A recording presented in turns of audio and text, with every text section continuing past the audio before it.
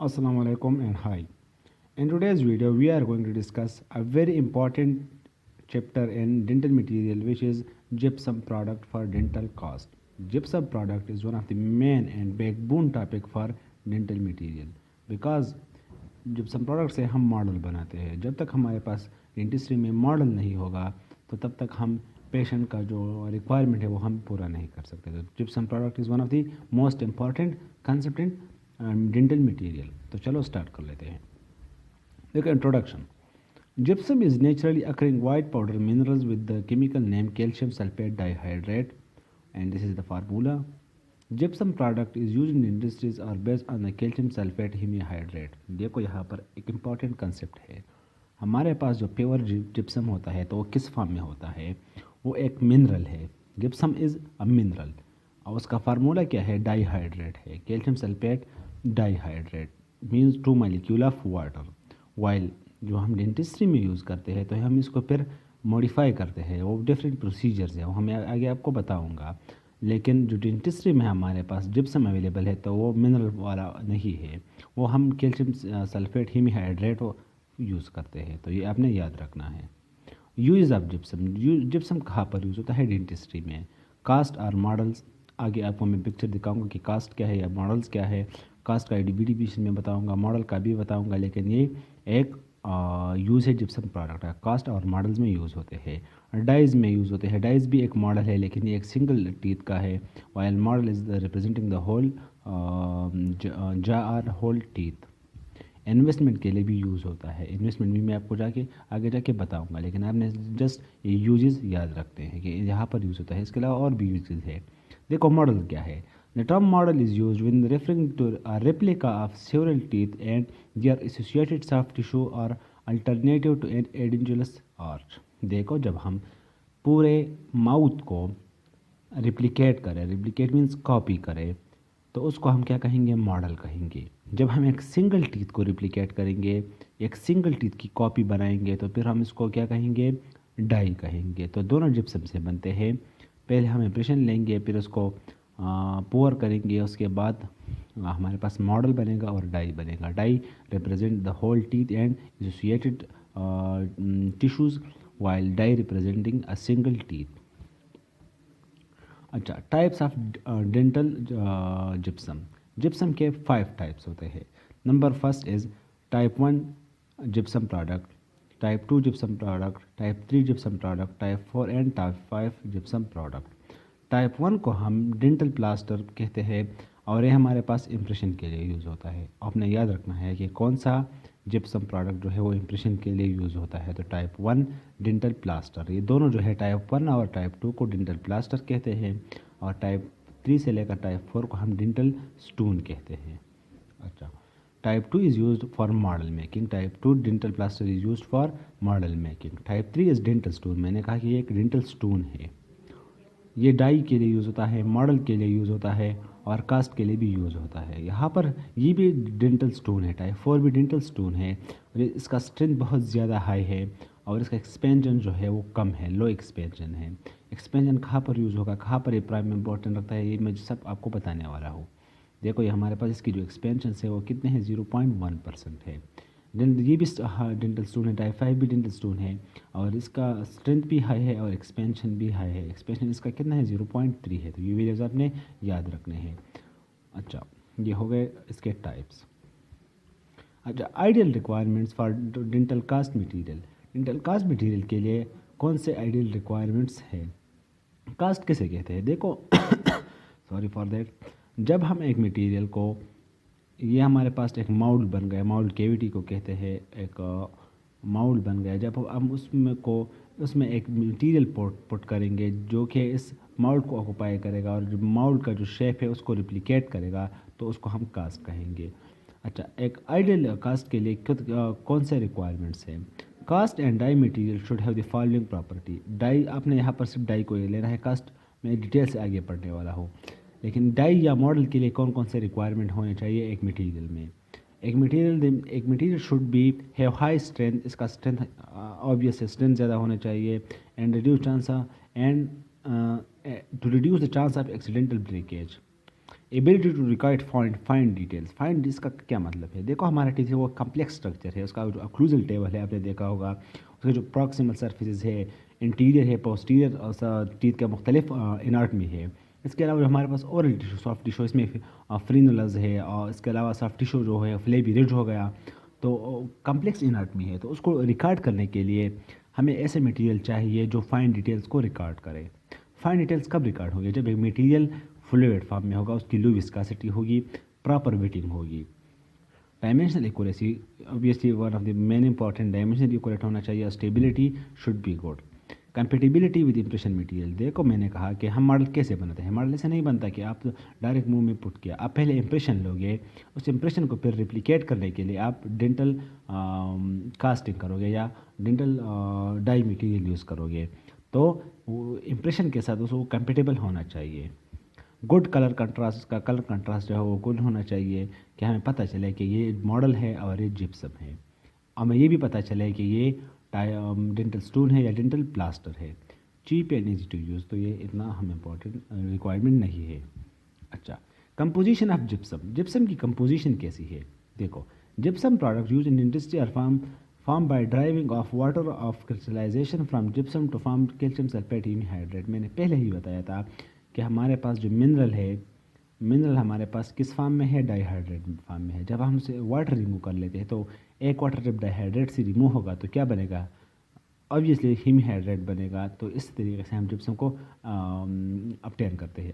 अच्छा, calcium sulphate तो सारों में है, अगर वो डाई है, मानो है या हीमी है। देखो, डाइहाइड्रेट भी है हमारे पास, एनहाइड्रेट भी है, हीमीहाइड्रेट भी है। ये डाइहाइड्रेट का फार्मूला है। ये इस इनहाइड्रेट में no water, just calcium sulphate. यहाँ पर हीमीहाइड्रेट है, कैल्शियम सल्फेट हीमीहाइड्रेट। इसकी सॉल्युबिलिटी सबसे ज़्यादा है। हाँ, इसके अलावा इसकी सॉल्युबिलिटी भी ऑलमोस्ट कंपेरेबल है। और ये जिप्सम मॉडल जब वाटर इसमें ऐड हो जाता है हीमीहाइड्रेट में, तो ये किस चीज़ में कन्वर्ट होगा? डाइहाइड्रेट में कन्वर्ट होगा। तो ये एक सिटिंग रिएक्शन का मैकेनिज्म है जो मैं आके आपको पढ़ाने वाला हूँ। देखो यही बात है। अब इस डायग्राम से सारे आपके कन्फ्यूजन्स क्लियर करने वाले हूँ मैं। ये जो पाउडर पड़ा है ना, ये क्या चीज़ है? ये हमारे पास जिप्सम प्रोडक्ट है। देखो यहाँ पर कुछ पिगमेंटेड है और कुछ नॉन पिगमेंटेड है। जो वाइट है ना, ये डेंटल प्लास्टर है, जो टाइप 1 और टाइप 2 थे। जो पिगमेंटेड है ना, उसमें डिफरेंट पिगमेंट्स होते हैं। ये जो पिगमेंटेड है हमारे पास कौन सा है? डेंटल स्टोन है। ये जो है ना, ये जो जिप्सम प्रोडक्ट है ना, ये प्लास्टर जो है ये वीक होता है, ये चीप भी होता है, थोड़ा एक्सपेंसिव होता है और हार्ड होता है। डेंटल स्टोन है तो स्टोन से आप रिलेट ही कर सकते हो। देखो इसने कितने फाइन डिटेल्स रिकॉर्ड किए। मैंने कहा कि एक मटेरियल के लिए क्या रिक्वायरमेंट्स है? एक फाइन डिटेल्स है। ये आप सोचो कि ये मटेरियल बना कैसा है। तो हमने पहले इंप्रेशन लिया है, इंप्रेशन में आके पढ़ाने वाला हो, आप इत्मीनान रख के देखो। ये ऑलरेडी इंप्रेशन लिया है हमने। इंप्रेशन में के बाद ये मटेरियल पुट किया गया है, उसमें पोर्ट किया गया है, तो ये उसने रिप्लिकेट किया है ओरल टिश्यू को। तो ये एक मॉडल बना है ओरल टिश्यू का। इस सारे चीज़ को मॉडल कहते हैं। ये जो सारा है ये मॉडल है। अगर हम एक सिंगल टीथ को लेते तो फिर क्या होगा? कास्ट होगा, सॉरी डाई होगा। तो यही है जिप्सम प्रोडक्ट। आपने कंफ्यूज नहीं हो रहा, वेरी सिंपल कंसेप्ट। अच्छा, डेंटल प्लास्टर और प्लास्टर ऑफ पेरिस, इसको पीओपी भी कहते हैं और डेंटल प्लास्टर भी कहते हैं। कौन कौन से? Type 1 and type 2। देखो, वाइट इन कलर, वही बात मैंने कहा कि ये वाइट इन कलर होगा। अच्छा, plaster is produce by the process known as calcination. देखो कैल्सिनेशन क्या है? कैल्सिनेशन वो प्रोसेस है जिसमें हम वाटर को रिमूव कर लेते हैं और बॉडी को डाइहाइड्रेट से हीमहाइड्रेट में कन्वर्ट कर लेते हैं। तो जो डेंटल प्लास्टर है वो हमारे पास किस प्रोसेस में अपटेन होगा? वो कैल्सिनेशन के प्रोसेस के थ्रू अपटेन होगा। Gypsum is heated temperature at 120 degree C. आपने याद रखना है टेम्परेचर है किस चीज़ के लिए? टाइप 1 और टाइप 2 के लिए, डेंटल प्लास्टर के लिए। तो dry off water of crystallisation, जब हम वाटर ड्राई ऑफ कर लेते हैं तो इस प्रोसेस को क्या कहते हैं? कैल्सिनेशन कहते हैं। दिस प्रोड्यूस इरेगुलर एक बात, porous particle and known as beta hemihydrate. तो आपने ये बातें याद रखनी है डेंटल प्लास्टर में। सबसे पहले कि हमारे पास कौन से material gypsum product types dental plaster के डेंटल प्लास्टर होंगे टाइप 1 एंड टाइप 2। ये क्या है? ये डेंटल प्लास्टर है। इसके बाद ये किस प्रोसेस से अपटेन होते हैं? ये कैल्सिनेशन से अपटेन होते हैं। इसका कलर क्या है? वाइट इन कलर है। ये पोरस है, ये बहुत ज़्यादा पोरस है। इसके अलावा ये इरेगुलर भी है, रेगुलर अरेंजमेंट इसका नहीं है। और ये जो अपटेन होता है इसमें क्रिस्टल्स होते हैं, उसे बीटा हेमीहाइड्रेट क्रिस्टल्स कहते हैं। Beta hemihydrate crystals are particles are present in which type of dental plaster?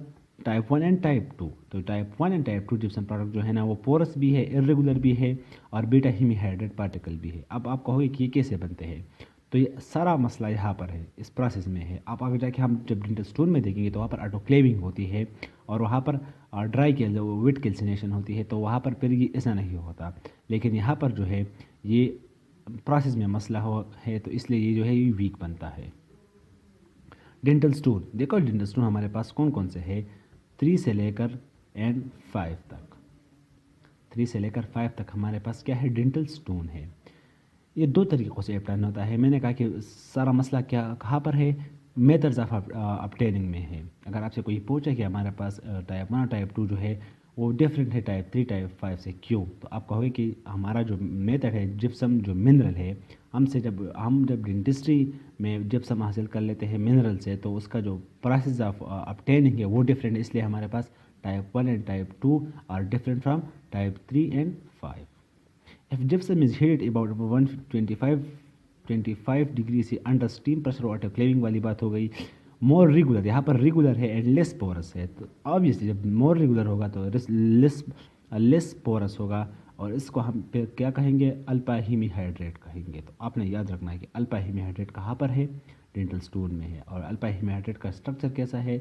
तो लेस पोरस है एक बात, और दूसरी बात मोर रेगुलर है और स्ट्रॉन्ग भी है। अच्छा, एक तो ये प्रोसेस हो गया। अब दूसरा प्रोसेस कैसा है जिससे हम डेंटल स्टोन ऑब्टेन करते हैं? वो है जिप्सम में भी ये बॉइल्ड, वहाँ पर ऑटोक्लेविंग था, यहाँ पर क्या है? बॉइलिंग है। And solution of salt such as calcium chloride even less porosity. देखो ये जो मेथड है ये सबसे कम पोरासिटी प्रोड्यूस करती है। आपसे स्टेटमेंट पूछा जाता है या आपसे सिनेरियो बना ली जाती है जिसमें कैल्शियम क्लोराइड को यूज़ होता है। ऐसा स्टेटमेंट बनाएंगे कि हम कैल्शियम क्लोराइड हमने यूज़ किया और हमने बॉइलिंग की, तो उसमें पोरासिटी ज़्यादा होगी, या जो ऑटोक्लेविंग वाली है उसमें ज़्यादा पोरासिटी होगी। तो सबसे कम पोरासिटी कैल्शियम क्लोराइड में जो बॉयल किया गया होगा तो वो हमें सबसे कम पोरासिटी देगा, और वो वहाँ पर भी अल्फा पार्टिकल्स होंगे। लेकिन ये टाइप 5 जिप्सम के लिए यूज़ होता है। इस दोनों को हम डेंसाइट और हाइड्रोकेल भी कह सकते हैं, हाइड्रोकेल।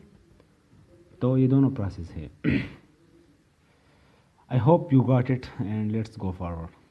देखो वही बात है, जब हम ओपन केटल में हीट करेंगे 120 डिग्री पर, तो हमारे पास मॉडल प्लास्टर बनेगा, टाइप 1 एंड टाइप 2 बनेगा। ठीक है ना? टाइप 1 क्या था? इम्प्रेशन मटेरियल था। जब हम हाई प्रेशर में यूज़ करेंगे, ऑटोक्लेविंग वाली बात है, तो स्टोन बनेगा। देखो यहाँ पर रेगुलर स्ट्रक्चर है, but this is far away more regular than this one. तो ये वो कैल्शियम क्लोराइड वाला प्रोसीजर है। I hope it is crystal clear to you now, so let's go forward.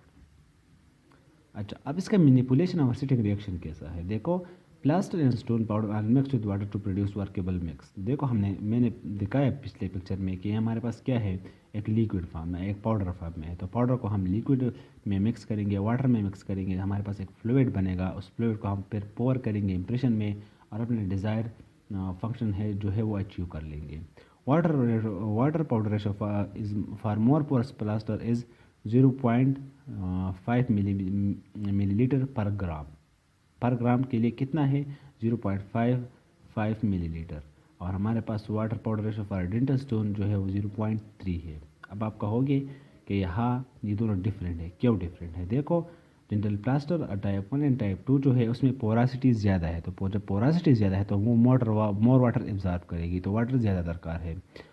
On contrary to this, जो dental stone है उसमें पोरासिटी कम है, तो इसके लिए वाटर रिक्वायरमेंट भी कम है। एयर इनकॉर्पोरेटेड ड्यूरिंग मिक्सिंग में लीड टू पोरासिटी। जब हम मिक्सिंग करेंगे तो हमारे पास पोरासिटी भी हो सकती है। मेरे पास बाउल है, इसमें इम्प्रेशन मैंने पाउडर डाला है, फिर इसमें वाटर डाला है। तो जब हम इसके मिक्सिंग करेंगे तो एयर तो है ना, वैक्यूम में तो हम नहीं है। तो जब एयर होगा तो ये एयर इनकॉर्पोरेट हो सकता है, हमारे पास बबल फॉर्म कर सकता है। तो हम इसको कैसे रिड्यूस कर सकते हैं? तो बाय वाइब्रेटिंग द मिक्स। मेरे पास जो ये मिक्स मैंने तैयार किया है, इसको हम वाइब्रेट करेंगे या टैपिंग मोशन देंगे। जो आज से ये सिनेरियो भी बनाई जा सकती है कि हम ये वाइब्रेटिंग मोशन क्यों देते हैं मिक्स मटेरियल को, तो इसकी वजह ये है कि ये पोरासिटी को कम करने में हेल्प देता है। देखो यहाँ पर क्लियरली शो हुआ है, ये हमारे पास पाउडर है, ये हमारे पास एक लिक्विड है। देखो हमने यहाँ ये पाउडर जो है ये हमने डाला है किस चीज़ में, बाउल में। देखो हमारे पास लिक्विड मिक्स बना है। अब हम ये मिक्स कर रहे हैं, पाउडर और लिक्विड मिक्स कर रहे हैं, तो यहाँ पर जो एयर इंटरप्शन के चांसेस बहुत ज़्यादा है। देखो यहाँ पर एक प्रॉपर मिक्स तैयार हुआ है, ये एक इम्प्रेशन हमने माउथ में ऑलरेडी लिया है। अब हम यहाँ पर पोर कर रहे हैं, तो आपको क्लियरली डिफ्रेंशिएट होगा।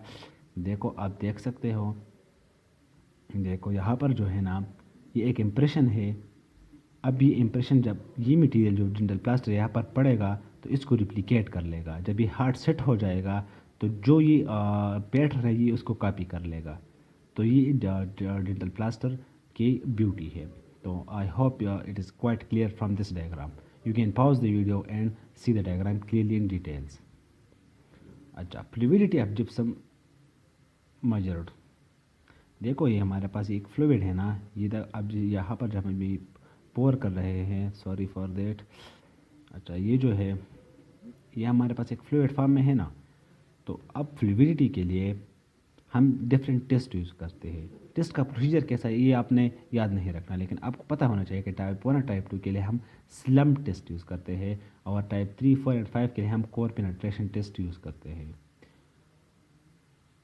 ये दोनों टेस्ट नाम हैं। प्रोसीजर अगर आपको नहीं आता तो मैं इस पर अलग वीडियो बनाऊंगा, लेकिन आपको पता होना चाहिए कौन सा टेस्ट कहाँ पर यूज़ होता है। Core penetration test is use for type 3, 4 and 5, while slump test is use for type 1 and type 2।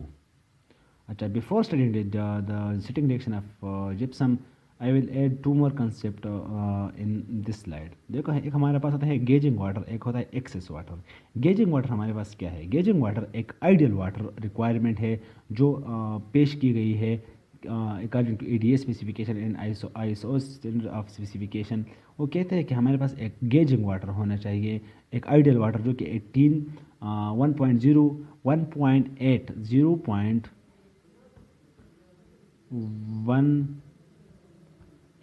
Millilitre है पर ग्राम, पर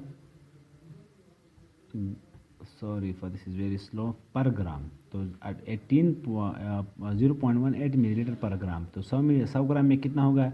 18 मिलीलीटर पर 100 ग्राम। लेकिन यहाँ पर तो तकरीबन 0.55 है, तो वो ये बहुत ज़्यादा है। तो आइडियल जो गेजिंग वाटर है वो एक आइडियल रिक्वायरमेंट है।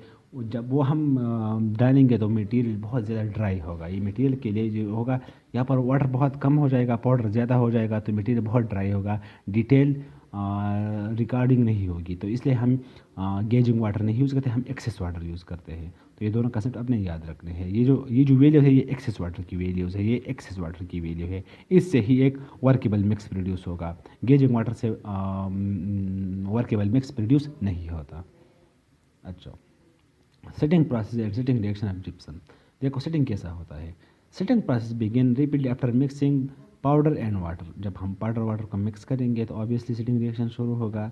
At first stage water become saturated with the hemihydrate which is has solubility of 0.8%. At room temperature, dissolved hemihydrate is rapidly converted to dihydrate which is solubility around 0.2%. Dihydrate begins to crystallize. Process continues until most of the hemihydrate is converted to dihydrate. देखो ये हमारे पास powder है, किस form में है? हीमीहाइड्रेट form में है। जब मैंने इसमें वाटर ऐड किया तो वाटर क्या करेगा? इनकॉर्पोरेट होगा, तो क्या बनेगा? डाइहाइड्रेट बनेगा। लेकिन जब डाइहाइड्रेट बनता है तो डाइहाइड्रेट की तो ऑलरेडी सॉल्युबिलिटी कम है। जब सॉल्युबिलिटी कम है तो वो हार्ड होगा। तो जब वो हार्ड होगा तो किस फॉर्म में कन्वर्ट होगा? तो ये फिर इस फॉर्म में कन्वर्ट होगा। तो ये कौन सा फॉर्म है? ये डाइहाइड्रेट फॉर्म है। किससे बना? हीमीहाइड्रेट से बना। हीमीहाइड्रेट के साथ हमने वाटर ऐड किया तो हीमीहाइड्रेट की सॉल्युबिलिटी 0.8% थी, वो चेंज हो गई लेस सॉल्युबल फॉर्म में, इनहाइड्रेट फॉर्म में। ये एक सिट मटेरियल है, सॉरी डाइहाइड्रेट फॉर्म में। तो ये कौन सा फॉर्म है? ये डाइहाइड्रेट फॉर्म है, लेस सॉल्युबल फॉर्म है और एक सिट मटेरियल है।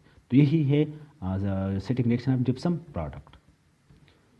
It is very easy and very conceptual. तो आपने कंसेप्ट के ज़रिए ये याद करना है, आपने रटा नहीं लगाना, ठीक है ना। अच्छा, crystals of dihydrate are spirolytic. Spirolytic means they are in dendritic form,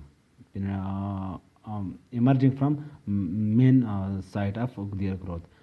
Nuclei of crystallization, जहाँ से crystallization शुरू होती है. These may be small particle of impurity such as unconverted gypsum crystals. Thin mix containing more water than recommended result in delayed crystallization. Center of nucleation widely dispersed. Set cluster is less dense with greater space between crystals leading to reduction in strength. वही बात है, अगर हमारे पास ये अगर हमारे पास इस bowl में ऑलरेडी कोई इनहाइड्रेट फॉर्म है या हमारे पास डाईहाइड्रेट फॉर्म है तो वो क्या करेगा, न्यूक्लियाई ऑफ क्रिस्टलाइजेशन प्रोवाइड करेगा. देखो ये मटेरियल है, ये लिक्विड फॉर्म से इस फॉर्म में कैसे कन्वर्ट हो रहा है, क्रिस्टलाइजेशन हो रही है ना. तो थोड़े अगर हमारे पास अब हम वो जब वाटर के ऐड करेंगे हेमीहाइड्रेट में, जब हम वाटर ऐड करेंगे हेमीहाइड्रेट में तो न्यूक्लियाई बनेगी. लेकिन अगर हमारे पास ऑलरेडी उस बाउल में या इस मटेरियल में न्यूक्लियाई प्रेजेंट है तो क्या होगा, डाइहाइड्रेट जल्दी बनेगा, तो सिटिंग रिएक्शन क्या होगा, फास्ट होगा, और सिटिंग टाइम क्या होगा, कम होगा. तो this is a basic concept you should remember. Two stages can be identified during setting. Setting कैसे होता है, दो स्टेजेस में सिटिंग होता है जिप्सम प्रोडक्ट का, initial setting time and final setting time. Material develop this property of weak solid, it is possible to carve away excess material with a knife. जब आप एक मटेरियल को मिक्स करोगे तो ग्रेजुअली जब फर्स्ट स्टेज होगा तो इनिशियल स्टेज सिटिंग से स्टेज कहलाएगा, और इस स्टेज में हम मटेरियल को मॉडिफाई कर सकते हैं, कार्व कर सकते हैं. तो ये आपने याद रखने की कौन से स्टेज में हम मटेरियल को कार्व कर सकते हैं, तो इनिशियल सिटिंग टाइम में हम मटेरियल को कार्व कर सकते हैं. इसके बाद फाइनल सेटिंग टाइम आता है. तो material reach the stage at which the model or die are hard and strong enough to work upon. यहाँ पर वर्क हो सकता है फाइनल सेटिंग टाइम में, और यहाँ पर कार्विंग हो सकती है. यहाँ पर मॉडिफिकेशन पर पॉसिबल नहीं है. तो ये दो स्टेजेस होती है, एक इनिशियल एक इम्प्रेशन जिप्सम प्रोडक्ट की सिटिंग रिएक्शन में. अच्छा, test for working setting and final setting time. In initial Gilmore test is use. Gilmore is a type of needle. ये एक टेस्ट होता है जो हमारे पास क्या करता है, सिटिंग टाइम को डिफ्रेंशिएट करने में हेल्प कर देती है. हमने स्लम्प टेस्ट भी यूज़ किया था. हमने वहाँ पर जो कोर पेनिट्रेशन टेस्ट था वो फ्लूइडिटी टेस्ट है. गिलमोर क्या टेस्ट था, ये सिटिंग रिएक्शन को सिट मटेरियल को जज करने के लिए यूज़ होता है. For initial setup, mixture is spread out and a needle is lowered onto the surface. अच्छा, time at which it is no longer leave an impression onto the surface refer as initial set. This initial set is noted as initial Gilmore set. देखो हमारे पास एक material पड़ा हुआ है तो हम needle से पेनिट्रेट करेंगे. अगर नीडल पेनिट्रेट हो गया इस मटेरियल में तो हम कहेंगे कि ये मटेरियल अभी सेट नहीं है. लेकिन अगर ये नीडल पेनिट्रेट नहीं हुआ तो हम कहेंगे कि मटेरियल सेट हुआ है, इनिशियल सेट हुआ है. गिलमोर्स के टू नीडल से एक इनिशियल सेटिंग टाइम को डिफ्रेंशिएट करेगी और एक फाइनल सेटिंग टाइम को. तो Gillmore is a type of test which have needle and this needle is use to जज and evaluate your impression, your gypsum product setting time. अच्छा, initial setting time is defined as the time taken for a material to develop sufficient strength to support lighter needles. जब हम initial setting time किसको कहेंगे, जब वो Gilmore की जो needle थी और लाइटर वेट वाली थी वो सपोर्ट करे तो वो क्या कहेगी, Gilmore needles. Vicat needles and Gilmore needles are used for testing the setting time. तो अब जस्ट इसके नाम याद रखने हैं, इसकी डिस्कवरी और इसकी कंपोजिशन और इसके मैकेनिज़म्स और ये आइडेंटिटी के साथ रिलेटेड नहीं है. लेकिन आपने सब नेम याद रखना है कि इनिशियल के लिए कौन सा यूज़ करता है, फाइनल के लिए कौन होता है, कौन सा टेस्ट कहाँ पर यूज़ हो रहा है. तो आपने जस्ट यही रिमेंबर करना है. अच्छा, heavier Gilmore needle is used. क्यों हेवी क्यों यूज़ होगी, क्योंकि मटेरियल हार्ड होगा तो इसलिए हमें हेवी गिलमोर नीडल चाहिए. The last time at which needle leaves only a perceptible mark on the surface is called final setting time. यहाँ पर जस्ट स्मॉल मार्क रहेगा और ये नीडल पेनिट्रेट नहीं करेगी तो हम कहेंगे कि material already final setting time में है. Setting characteristics can be affected by the presence of unconverted dihydrate. मैंने ऑलरेडी बताया है. एज ऑफ द मटेरियल, अगर मटेरियल बहुत पुराना है तो फिर उसमें ऑलरेडी रेस्टिंग स्टेज में कुछ न्यूक्लियाई बने होंगे तो वो फिर जल्दी सेट होगा. स्टोरेज कंडीशन, अगर हमारे पास मॉइस्चर है और मॉइस्चर क्या करेगा, इनकारपोरेट होगा तो ऑलरेडी हमारे पास पाउडर में डाईहाइड्रेट बने होंगे तो सिटिंग टाइम पर डिक्रीज़ होगा। सिटिंग रिएक्शन इज़ोथर्मिक, आपने याद रखना है कि सिटिंग रिएक्शन इज एक्सोथर्मिक। ये अक्सर पूछा जाता है कि कैल्सिनेशन का रिएक्शन क्यों एक्सोथर्मिक है। तो एक तो ये कि ये एक हाइड्रेशन रिएक्शन है and almost all hydration reactions are exothermic in nature. तो ये रीज़न है कि जो एक कैल्सिनेशन है और दूसरी एक रीज़न ये कि हम हाइड्रेशन प्रोसेस है। दूसरा रीज़न ये है कि आपने देखा होगा जब हम कैल्सिनेशन करते हैं तो हम क्या करते हैं, एक मटेरियल को हीट देते हैं। तो अब जब हीट देता है तो जब सेटिंग होगा तो वो तो हीट रिलीज ही करेगा ना। तो kind of reversible and irreversible reaction, forward and backward reaction का जो कंसेप्ट था जो हमने फर्स्ट ईयर में पढ़ा था वही वाला कंसेप्ट है। Maximum temperature being reached when when final hardening occur, rising temperature soften the wax in facilitate removal from the mouth. देखो यहाँ पर एक अहम कंसेप्ट है। हमारे पास वैक्स है। वैक्स क्या है? एक थर्मोप्लास्टिक मटेरियल है। वैक्स क्या है? एक थर्मोप्लास्टिक मटेरियल है। जब इस पर हीट लगता है तो ये सॉफ्ट हो जाता है और उस जगह से हट जाता है। तो जब हम जिप्सम प्रोडक्ट यूज़ करेंगे और हम चाहते हैं कि वैक्स उस जगह से रिमूव हो तो हमें हीट देने की ज़रूरत नहीं होगी क्योंकि ऑलरेडी ये हीट प्रोड्यूस करेगा। तो it is a kind of beneficial effect of gypsum hygroscopic expansion. ये भी एक फिनोमेना है जो कि आप डेंटिस्ट्री में बार बार देखोगे। जब एक बॉडी वाटर इब्जॉर्ब करेगी तो क्रिस्टल सॉल्व हो जाएंगे, स्वेल हो जाएंगे और वो एक्सपेंड करेंगे। तो इस फिनोमेना को हम क्या कहेंगे? Hygroscopic expansion. देखो, if a material is placed in water the initial setting stage considerable more expansion occur during this stage. This increased expansion is called hygroscopic expansion. मैंने बता दिया कि जब हम एक मटेरियल को वाटर में रखते हैं तो जो क्रिस्टल्स है वो वाटर एब्जॉर्व करेंगे, वो सॉल्व होंगे। जब वो सॉल्व करेंगे तो एक्सपेंड करेंगे। तो जब वाटर की वजह से एक्सपेंशन होगी तो उसका हम क्या कहेंगे? Hygroscopic expansion. अच्छा, control of setting time. Setting time कैसे कंट्रोल होगा? देखो, देखते हैं कि सिटिंग टाइम कैसे कंट्रोल होता है। मैंने ऑलरेडी बताया था वो इनहाइड्रेट वाली और इन्वायरमेंट पर डिपेंड करता है, लेकिन यहाँ पर क्या है देखते हैं। Factor which control sitting time of fusion product can be divided two factor control by manufacturer, factor control by operator. देखो, एक मिनरल हमने लिया, उससे जिप्सम प्रोडक्ट कौन बनाता है? मैन्युफैक्चरर बनाता है ना। जब हम लेबॉर्ट्री में लाते हैं और इस मटेरियल को फिर मैनिपुलेट करते हैं तो वो फिर ऑपरेटर का काम है। तो मैन्युफैक्चर के भी कुछ फैक्टर है और कुछ ऑपरेटर के भी फैक्टर्स है, तो दोनों को अलग अलग देखते हैं। Factor control by manufacturer, nucleating agent. वो जो मैन्युफैक्चर है तो ऐसे एजेंट ऐड करेंगे कि वो न्यूक्लिएशन काज करेगी। मुख्तलिफ एजेंट हो सकते हैं such as unconverted calcium sulphate dihydrate resulting in more repeat crystallisation. Very simple concept. अगर आप पिछले कंसेप्ट पर आपका माइंड क्लियर है तो आप इसको भी इजीली पिक कर लोगे। पोटाशियम सल्फेट, देखो एक न्यू टर्म यहाँ पर आया है और ये अक्सर पूछा जाता है कि what is the role of potassium sulphate. तो potassium is a common use is accelerator. इसका मेन काम क्या है?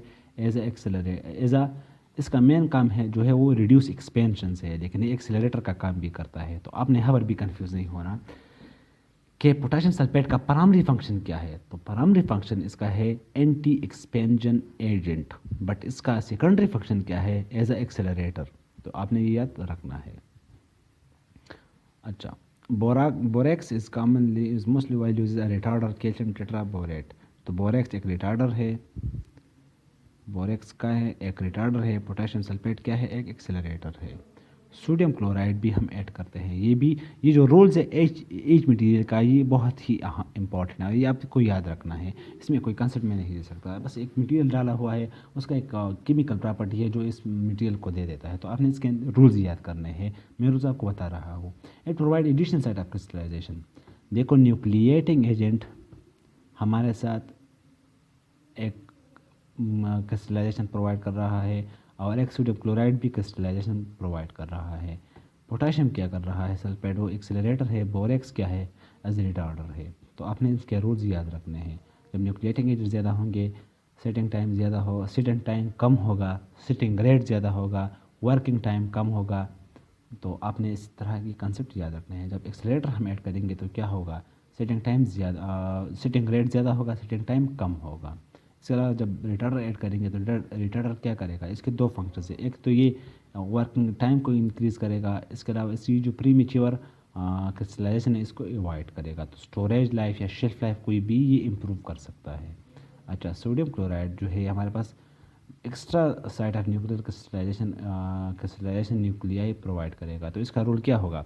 ये हमारे पास सिटिंग टाइम को डिक्रीज़ करेगा और सिटिंग रेट को इंक्रीज़ करेगा। अच्छा, ये तो मैन्युफैक्चर वाले फैक्टर थे। अब हमारे पास यहाँ पर है एक टेम्परेचर है जो ऑपरेटर है, एक वाटर पाउडर रेशो है और एक मिक्सिंग टाइम है। ये तीनों फैक्टर जो है ये ऑपरेटर कंट्रोल करता है। अच्छा देखो, अब टेम्परेचर अगर ज़्यादा होगा तो क्या इफेक्ट होगा, ये आपके लिए मैं छोड़ देता हूँ, आपने कमेंट्स में बताना है। वाटर पाउडर रेशो, जब हम ज़्यादा वाटर ऐड करेंगे तो मटेरियल मोर फ्लूइड होगा, जब मोर फ्लूइड होगा तो वर्किंग टाइम इंक्रीज़ होगा। जब हम पाउडर ज़्यादा करेंगे, देखो वाटर पाउडर रेशो का क्या मतलब है, हम कहेंगे कि वाटर इस चीज़ की वाटर पाउडर रेशो ज़्यादा है, तो इसका मतलब क्या है कि इसमें वाटर ज़्यादा है पाउडर से।